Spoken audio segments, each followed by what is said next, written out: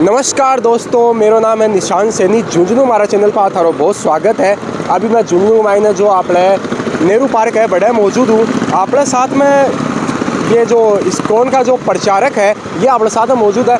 को उद्देश्य आप जाना कि ये झुंझुनू आना के कारण है क्योंकि काफ़ी महीना से आप देख रहे हैं ये झुंझुनू के अंदर है और ये श्री भगवत गीता है जो है ये सब ने दे रहा है। तो उनसे बातचीत करांगा। जी जय श्री मेरा नाम हरे कृष्णा, मेरा नाम ध्रुव है। तो हम यहाँ पे इस्कॉन से आए हैं कि हम जो शास्त्र है इनको हम वितरण कर रहे हैं, शास्त्र बांट रहे ताकि लोगों के पास ज़्यादा से ज़्यादा शास्त्र पहुँचे। और ये महीना बहुत स्पेशल है, इसे गीता जयंती बोला जाता है। 11 तारीख को गीता जयंती है।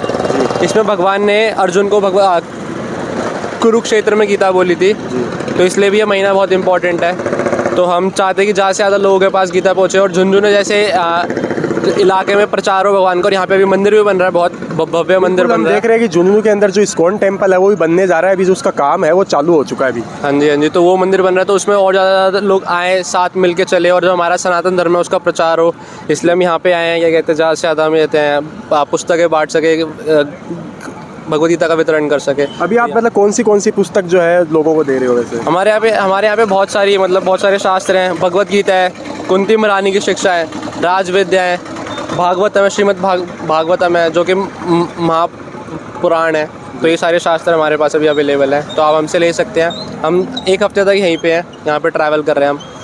देखिए जाए जैसे आप ये पुस्तक जैसे लोगों को दे रहे हो तो आप मतलब वैसे मुंह से अपने से बता सकते हो ना कि ये अपन भगवान को मतलब कैसे समझे, धर्म को कैसे समझे, तो क्या लोगों को समझ में नहीं आती क्या? वैसे हम समझा सकते हैं, लेकिन इसके पीछे जो हमारे आचार्य, जो हमारे गुरुजन है, वो बोलते हैं कि तुम किसी व्यक्ति को आधा घंटा 1 घंटे का भाषण लेक्चर दे सकते हो, लेकिन उसके बाद वो अपने घर जाएगा, भूल जाएगा सब कुछ। तो इससे अच्छा है कि हम शास्त्र दे, जब भी वो उसे कोई समस्या में फंसे या कुछ भी उसको कुछ हल चाहिए तो शास्त्र उठा के पढ़ सकता है। और अगर वो दोबारा भूल जाए तो शास्त्र तो उसके पास है ही, वो दोबारा उठा के दोबारा पढ़ सकता है, दोबारा जान सकता है। तो हमारे 1 घंटे से आधे घंटे से इतना फ़र्क नहीं पड़ेगा जितना वो लेके उससे कहते हैं ज़्यादा से ज़्यादा उसे फ़र्क पड़ेगा। बिल्कुल सही बात है आपकी। जैसे रीडिंग करने से और पढ़ने से जो दिमाग में रहता है, और जो पुस्तक होती है उसको अपन कभी भी पढ़ सकते हैं, तो वो शायद ज़्यादा बेस्ट तरीका रहता है क्योंकि वो आपके पास हमेशा रहेगा, तो इसलिए बेस्ट यही। और ये दिव्य ज्ञान है, ये कोई भौतिक ज्ञान नहीं है, ये भगवान की वाणी है खुद। इसे भगवत गीता बोला, ये गीत है, तो भगवान ने खुद ही गाया था ये।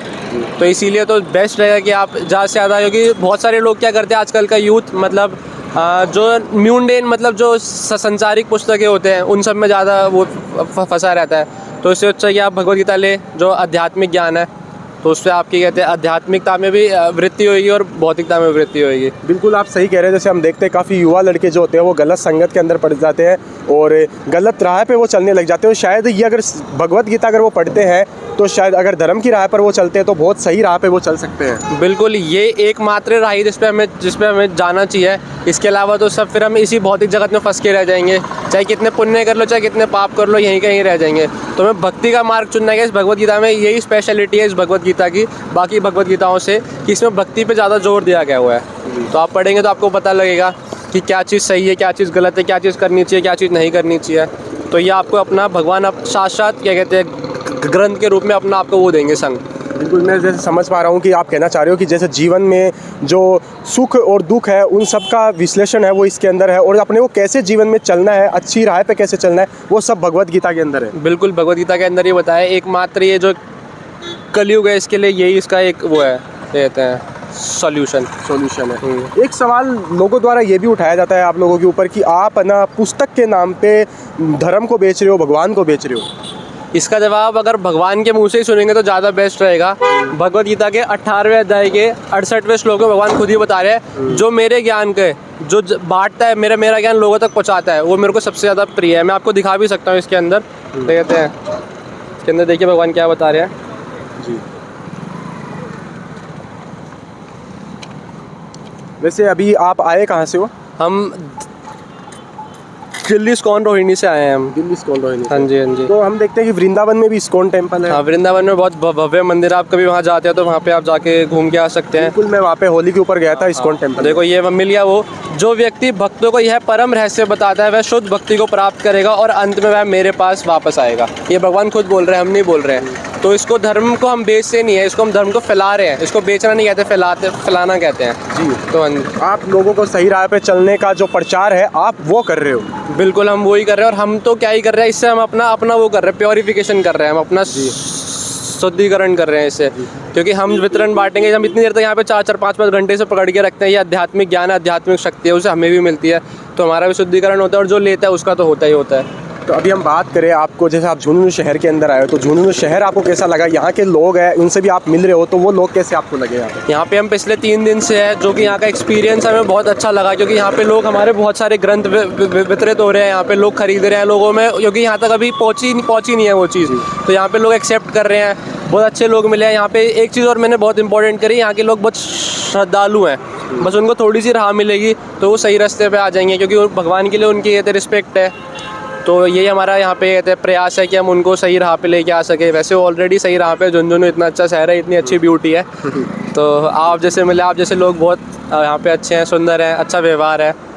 तो अभी आगे कितने दिन तक रहने का प्लान है आपका झुंझुनू? अभी हम यहाँ पे मोस्ट प्रोबेबली 1 हफ्ता और है। अभी हम अलग अलग जगहों पे, अलग अलग चौराहे पे, अलग अलग रेड लाइट्स पे हम यहाँ पे आपको मिल सकते हैं, झुंझुनू में आ सकते हैं, तो हम यहीं पे है। और अगर मैं आपसे एक लास्ट चीज़ ये पूछना, आप किस हिसाब से अब जो झुंझुनू के लोग हैं उनको एक मार्गदर्शन और एक प्रेरित करने के लिए कुछ बोलना चाहोगे?